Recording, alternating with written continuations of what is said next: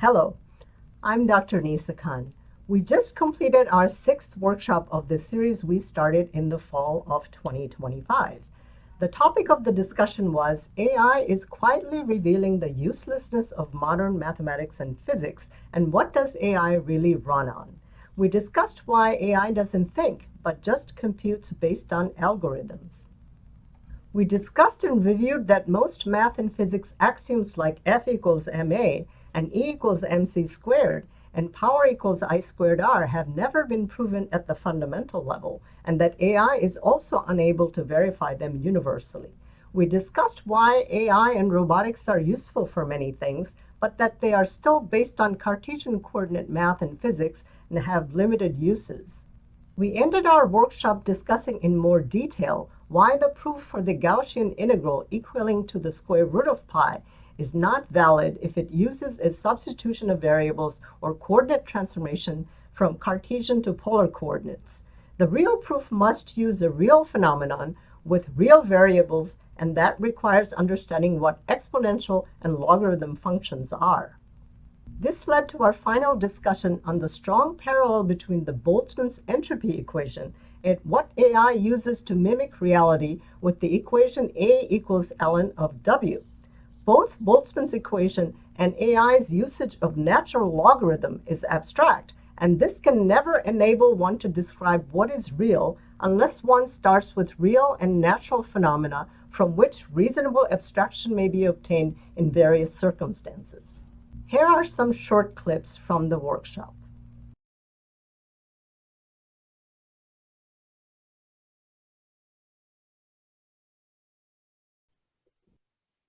Let's get back to AI and then we can conclude the workshop. How do we get back to AI from discussion on natural logarithm, exponential, and all the others? How? The answer is so-called Boltzmann equation. Here's chemistry for you.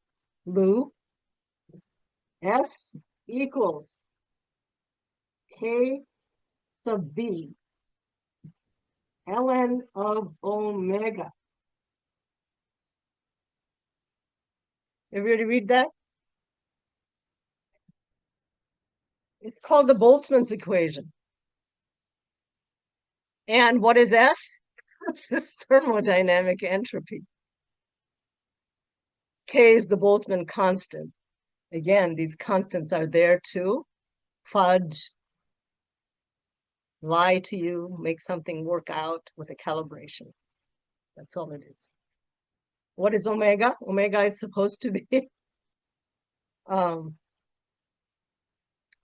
microstates, discrete microstates allowed.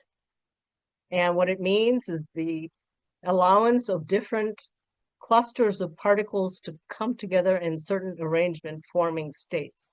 Does that sound familiar, Lou, from your chemistry class? What the heck nonsense is that? Alan told you things are not discrete, so you can't have discrete states. So omega is supposedly, this is what they do, omega equals some state of discrete states, little s, s1, little s2, little s3, so on and so forth. And this is thermodynamic entropy. And what is the equation they're all using behind AI to go from real scenario to a simulation? Is A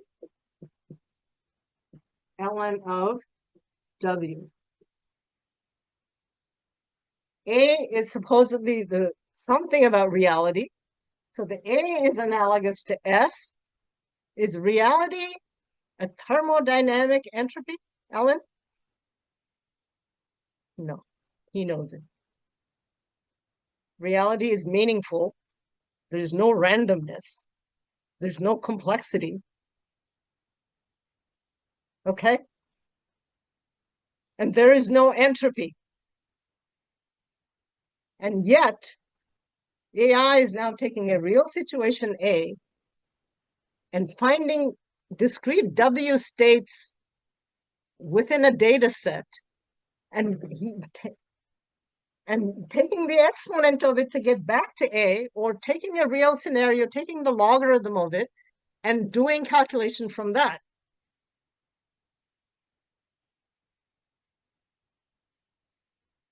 No, never do that. You can never do that. So now there are many, many groups of physicists, some independent, they don't believe in thermodynamics anymore. They have a point. Is it useful? Yes. Same way I squared R is useful. It's a basis. And by the time you start to quantify, compute anything, things become rationalized discrete anyway. So you have to be careful on what kind of averaging, crude averaging you're making. What is your boxed up system? Okay, you can do all of that and you can get away with it. And I'm not saying what they're teaching you are all not useful. They're incorrect.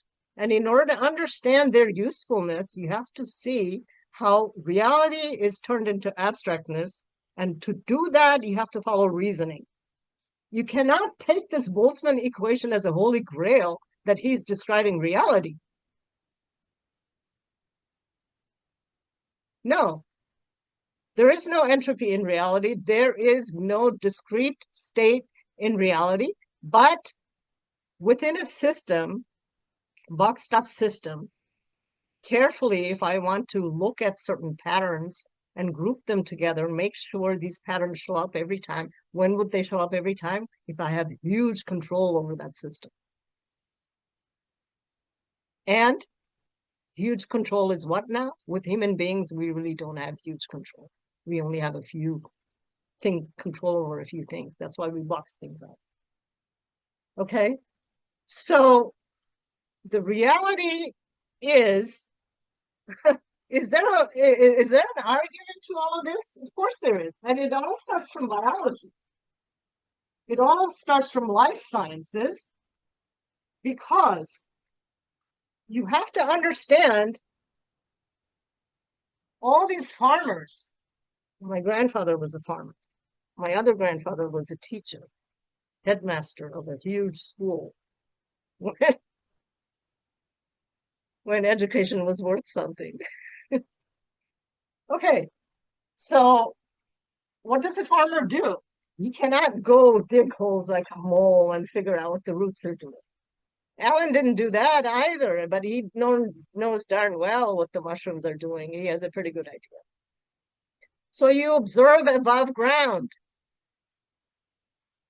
You observe reality. So reality produces this beautiful tree. And the trees then have roots.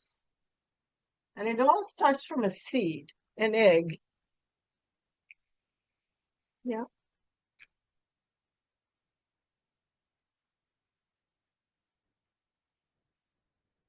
I don't have brown, but anyway, I don't know. Put a Newton's apple here if you want. There's a tree. Um, I don't know. I'm gonna make the egg with the seed blue. It all starts with the seed, originate. So we cannot capture reality, what's happening out in infinity. Now, we can try to understand it. We can reason through it exactly the same way Alan did. And that was very beautiful. But locally, in a neighborhood, the seed has a finite size. Did you know I'm one of the, what used to be one of the famous optoelectronics laser LED scientists. You know what they do? The way they analyze a laser or an LED even, before I came along and did my math for them, they take a laser or an LED. We all darn know it is a finite chip, isn't it? Yeah. my big boss, he did this, and his paper has been read 250,000 times, and no one reads. How many people read what Alan and I write? It's really a sad situation. 250,000 times and counting. The paper where he says the laser output is a Gaussian. The Gaussian again is what? Going from minus infinity to plus infinity. How the heck the energy is distributed minus infinity to plus infinity for a finite laser size? Is it even possible? No. But hey, they know exponent from wonderful Euler. Euler gave us E, Euler number. Exponential multiplication happening all here. This is described by, I haven't given you all the answer. You cannot describe it without the concept of E. And it has to be done in 3D, and it happens with energy flow like this. How do you do the mathematical of a swirl or a turn? Nobody knows. Not a single person out there in mainstream, aside from Professor Raju and me. So this is exponential. I told you the trunk is the logarithm, and it all originates from the seed, and the seed has infinite property built into this. This is why square root of x plus square root of x plus square root of x plus and square root of x multiplied by square root of x infinitely many times, I did it in that couple of workshops ago, produces all algebraic equations. And then to go from here to abstract, to find out all the answers that can be packaged and turned into recipes, and we can train technicians in biology, in electrical engineering, in physics, and computer science. We all need somebody to carry out work. We need footprints, we need recipes, and then your abstraction starts. But it all starts here. So what you do, you have to project that reality onto Earth.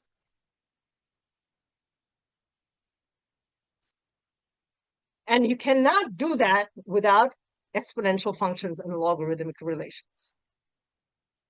There is your Boltzmann equation, S equals KB ln of omega. It is not an accident. These people were copying ancient knowledge. If it were anything but what I said, they would have had to explain like this.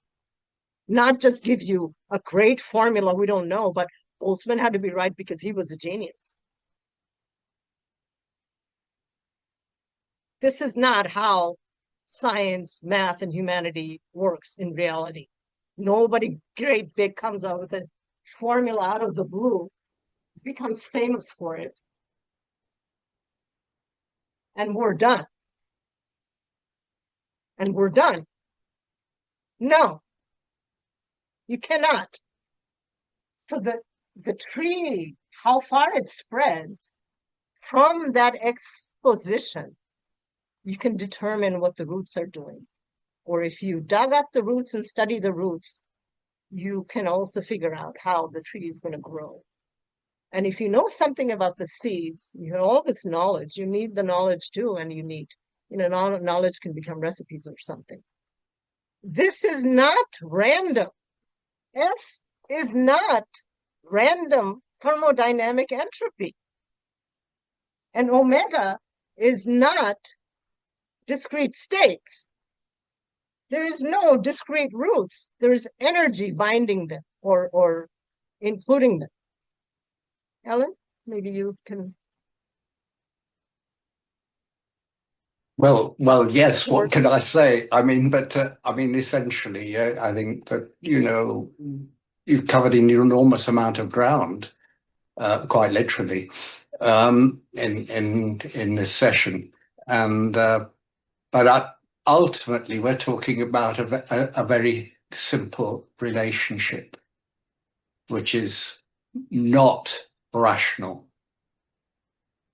It's not about wholes and parts, or whole numbers and fractional numbers, which are essentially an arithmetical approach to making calculations or to computing. But all that depends on the primacy of that receptive-responsive relationship. And it's not all about interconnectedness, and it's not about wholeness. It is about receptive-responsive relationship between the spatial and the energetic, co-creating all natural form. And the seed, you know, what is at the center of the seed? What is at the center of the earth? What is the axis of the earth made of? But it's not a metal spike going through the globe, is it? It's made of space. So Means that and that means that essentially this is why reality is truly irrational, but utterly reasonable. very reasonable, very. Very reasonable.